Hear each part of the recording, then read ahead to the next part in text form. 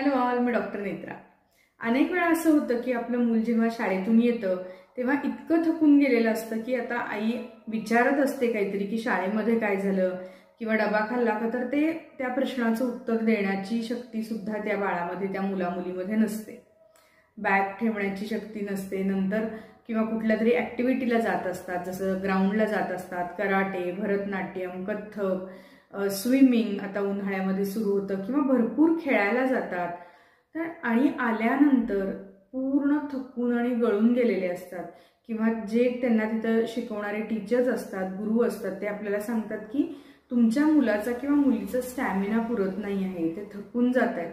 ज्या पद्धतीने त्यांनी परफॉर्म करायला पाहिजे त्या पद्धतीने त्यांच्याकडून परफॉर्मन्स होत नाही आहे। तुम्ही त्यांच्या न्यूट्रिशनकडे लक्ष द्या। आता मुलांच्या न्यूट्रिशनकडे लक्ष द्यायचं म्हणजे ही खरोखर एक टास्क आहे, आणि ती जर आपण छान पद्धतीने प्लॅन केली ना, तर कुठलीही आई अतिशय उत्तम पद्धतीने ती टास्क पूर्ण करू शकते आणि आपल्या मुलाला अजून चांगली एनर्जी, हेल्थ आणि न्यूट्रिशन देऊ शकते। आता ह्या टास्कमध्ये महत्त्वाच्या गोष्टी आहेत की मील प्लॅनिंग करणं।